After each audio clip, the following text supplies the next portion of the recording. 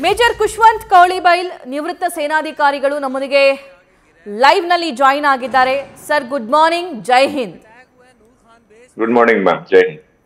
Right sir, 4-5 ದಿನಗಳಿಂದ ತುಂಬಾನೇ situation ಗಡಿಯಲ್ಲಿ ಹದಗೆಟ್ಟಿದೆ ಅಂತ ಹೇಳೋದಕ್ಕಾಗಲ್ಲ. ಪಾಕಿಸ್ತಾನ ಮಾಡ್ತಾ ಇರುವಂತಹ ಉದ್ದಟತನಕ್ಕೆ ಭಾರತ ಸರಿಯಾಗಿರುವಂತ ಸೂಕ್ತ ಉತ್ತರ ಕೊಡೋ ಕೆಲಸ ಆಗ್ತಾ ಇದೆ. ನಿನ್ನೆ ಮಧ್ಯರಾತ್ರಿ ಅಗೇನ್ ಪಾಕಿಸ್ತಾನ ಡ್ರೋನ್ ಅಟ್ಯಾಕ್ಸ್ಗಳು ಆಯಿತು. ಸೊ ಇದ್ರ ಬಗ್ಗೆ ನಿಮ್ಮ ಅನಾಲಿಸಿಸ್ ಏನು, ಏನೆಲ್ಲ ಹೇಳ್ತೀರಿ ಸರ್? ನಿಮ್ಗಿರುವಂತ ಇನ್ಫಾರ್ಮೇಶನ್ಸ್ ಏನೇನು? What information I have is probably less than what you have. ಯಾಕಂದ್ರೆ ಭಾರತೀಯ ಸೇನೆದು ಅಧಿಕೃತ ಪತ್ರಿಕಾಗೋಷ್ಠಿ ಬೆಳಿಗ್ಗೆ 10 ಗಂಟೆಗೆ ಅವ್ರು ಏನ್ ಅಫಿಷಿಯಲ್ ರಿಪೋರ್ಟ್ಸ್ ಕೊಡ್ತಾರೆ ಅದರ ಆಧಾರದಲ್ಲಿ ಮಾತಾಡಬಹುದೇ ಹೊರತು ರೆಸ್ಟ್ ಎವ್ರಿಥಿಂಗ್ ಈಸ್ ಸ್ಪೆಕ್ಯುಲೇಷನ್. ಈ ಸೋಷಿಯಲ್ ಮೀಡಿಯಾ ವಾರ್ಫೇರ್ ಅಲ್ಲಿ ಪಾಕಿಸ್ತಾನ ಬಹಳಷ್ಟು ಸುಳ್ಳು ಸುದ್ದಿಗಳನ್ನು ಹಬ್ಬಿಸ್ತಾ ಇದೆ. ಹಾಗಾಗಿ Indian Army is a very professional force and very responsible army. Very true. So ಬಹಳ ಅಳೆದು ತೂಗಿ ಭಾರತೀಯ ಸೇನೆಯ ಪ್ರತಿನಿಧಿಗಳು ಮಾತಾಡ್ತಾರೆ ಮತ್ತೆ ಅದೇ ರೀತಿ ನಡ್ಕೊಳ್ತಾರೆ. ಇವಾಗ ಏನು ಇದು ಗಡಿಯಲ್ಲಿ ನಡೆಯುತ್ತಿರೋ ಚಕಮಕಿ ಅಲ್ಲ, this is N all out open war ಇದು. ಎಸ್, ಅದೇ ಮ್ಯಾಮ್. ಸೊ 2 ದಿನದಿಂದ ನೈಟ್ ಡ್ರೋನ್ ಅಟ್ಯಾಕ್ಸ್ ಆಗ್ತಿದೆ, ಮಿಸೈಲ್ ಅಟ್ಯಾಕ್ ಆಗ್ತಿದೆ. Pakistan target Indian quite number of Indian cities along the border. So ಅದಕ್ಕೆ ಪ್ರತ್ಯುತ್ತರವಾಗಿ ಭಾರತ ಕೂಡ ನಿನ್ನೆ ಪಾಕಿಸ್ತಾನದ 2-3 ಏರ್ ಬೇಸ್ ಗಳ ಮೇಲೆ ದಾಳಿ ಮಾಡಿದೆ ಅಂತ ಹೇಳುವ ಸುದ್ದಿಯನ್ನು ನಾನು ಕೂಡ ನಿಮಗೆ ಮಾಧ್ಯಮದಲ್ಲಿ ನೋಡ್ತಾ ಇದ್ದೀನಿ. So by 10 when army when the Indian defense forces official ಏನ್ ಮಾತಾಡ್ತಾರೆ ಅವಾಗ ಸ್ಪಷ್ಟವಾಗಿ ಗೊತ್ತಾಗುತ್ತೆ ನಾವು ಯಾವ ಟಾರ್ಗೆಟ್ ಅನ್ನ ಹಿಟ್ ಮಾಡಿದೀವಿ, ಅವ್ರದ್ದು ಯಾವ್ದಾದ್ರು ಏರ್ ಬೇಸ್ ಗಳು ನ್ಯೂಟ್ರಲೈಸ್ ಆಗಿದ್ಯಾ.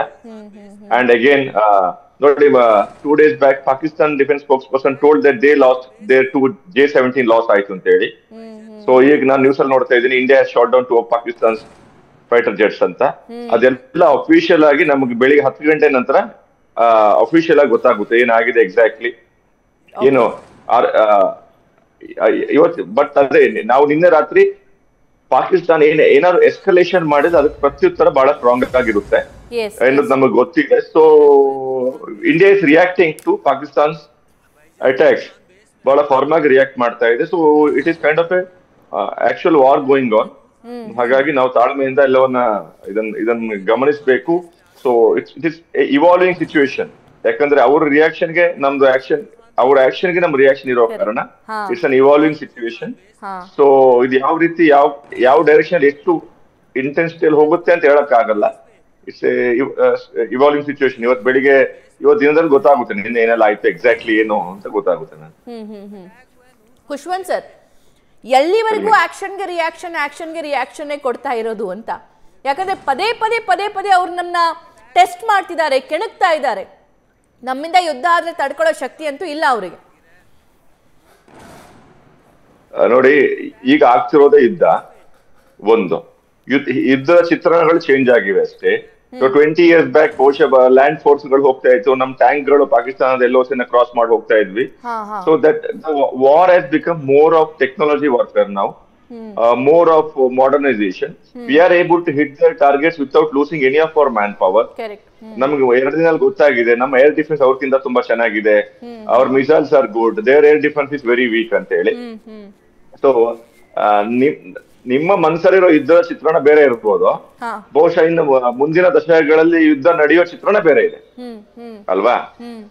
ಸೊ ಇವೆಂಚುಲಿ ಈಗ ಎಲ್ರಿಗೂ ಅನ್ಸುತ್ತೆ ನಮ್ಮ ultimately Indian foot soldiers should go and stand on Pakistan soil and claim a land. This is ours ಅಂತ ಹೇಳಿ. ಅದು ಆಗದ್ ಬಹಳ, see that may be the last step. Till then it is each country trying to bring down the other country or trouble the other country without losing any manpower, using their technological superiority ಅಂತ ಅನ್ಸುತ್ತೆ. And Bharat ಎಷ್ಟು ಭಾರತದಲ್ಲಿ ಆದ್ರೆ we have a proper policy with our national security adviser, PMO and all the defence staff that how much to escalate. ಅವ್ರ ಒಂದು ಪ್ರತಿಕ್ರಿಯೆಗೆ ನಾವು ಎಷ್ಟು ಟಾರ್ಗೆಟ್ ಮಾಡಬೇಕು, ಎಷ್ಟು ಇಂಟೆನ್ಸಿಟಿ ಮಾಡಬೇಕು ಅನ್ನೋದು ಬಹಳ important. Probably they know intention ಯಾವಾಗ ಜಾಸ್ತಿ ಮಾಡಬೇಕು ಅಂತಾನು ಗೊತ್ತಿದೆ, ಎಷ್ಟು ಅಗ್ರೆಸಿವ್ ಆಗಿ ಹೋಗ್ಬೇಕು ಅಂತಾನು ಗೊತ್ತಿದೆ. So it's an evolving situation. ನೋಡಿ, ಈ ಪೆಹಲ್ಗಾಮ್ ಅಟ್ಯಾಕ್ ಆದಾಗ ದೇಶದಲ್ಲೆಲ್ಲ ಜನಸಾಮಾನ್ಯರಿಗೆ ಒಂದು ಆಕ್ರೋಶ ಇತ್ತು, ಯುದ್ಧ ಮಾಡ್ಬೇಕು ಹೇಳಿ, ತುಂಬಾ ಕರೆಕ್ಟಾ? ತುಂಬಾ ಹೌದು ಈ ಜನಸಾಮಾನ್ಯರಿಗೆ ಆಕ್ರೋಶ ಇದೆ ಅನ್ನೋ ಕಾರಣಕ್ಕೆ ಯುದ್ಧ ಮಾಡಕ್ಕಾಗಲ್ಲ. ಒಂದು ಯುದ್ಧಕ್ಕೆ ಅದೇ ಆದ ಒಂದು ಅಬ್ಜೆಕ್ಟಿವ್ ಇರಬೇಕು. ಕರೆಕ್ಟ್. ಒಂದು ಈಗ ನಾವು ಸ್ಟೆಪ್ ಬೈ ಸ್ಟೆಪ್ ಹೋಗಿದೀವಿ. We had all right to attack the terrorist hubs, ಅದಕ್ಕೆ ಸ್ಪಷ್ಟವಾಗಿ ಅಟ್ಯಾಕ್ ಮಾಡಿದೀವಿ. ಪಾಕಿಸ್ತಾನ ಅದಕ್ಕೆ ಸುಮ್ನೆ ಇದ್ದಿದ್ರೆ ಅಲ್ಲಿಗೆ ನಿಲ್ತಾ ಇತ್ತು ಇದು. ಅದ್ರ being A rope state Pakistan escalate ಮಾಡ್ತಾ ಇದೆ. ಒಂದ್ ಲೆಕ್ಕದಲ್ಲಿ ಭಾರತಕ್ಕೆ ಬಹಳ ಒಳ್ಳೇದೇ ಆಗಿದೆ. ಒಂದು ಮಿತ್ ಇತ್ತಲ್ಲ, ನ್ಯೂಕ್ಲಿಯರ್ ಸ್ಟೇಟ್ ಒಂದು ಮತ್ತೊಂದು ನ್ಯೂಕ್ಲಿಯರ್ ಶಕ್ತಿ ಇರೋ ದೇಶದ ಒಳಗೆ ಹೋಗಿ ಹೊಡಿಯಕ್ ಆಗಲ್ಲ, ಹೊಡೆದ್ರೆ ಅದು ಕ್ಯಾಟಾಸ್ಟ್ರೋಫಿ ಆಗುತ್ತೆ ಅಂತ ಹೇಳಿದ್ರೆ, Pakistan being nuclear state, still India is able to hit lot of Pakistan cities and neutralise them. So Pakistan ಏನೆಲ್ಲ ಬ್ಲಂಡರ್ ಮಾಡ್ತಾ ಇದೆ, that has help to boost the morale of India and Indian army ಅಲ್ವಾ? They are at the back foot. ನಾವು 2 ದಿನ back foot ಅಲ್ಲಿ ಇದ್ದಾರೆ. ಅವ್ರು ಇನ್ನೂ ಅಗ್ರೆಸಿವ್ ಆದಷ್ಟು ಅವ್ರು ಇನ್ನೂ ಬ್ಯಾಕ್ ಫುಟ್ ಹೋಗ್ತಾನೆ ಇರ್ತಾರೆ. ಅಂಡ್ ವಿಶ್ವದ ಮುಂದೆ ಅವ್ರ ಆರ್ಮಿ ಜಾಸ್ತಿ ಎಕ್ಸ್ಪೋಸ್ ಆಗುತ್ತೆ.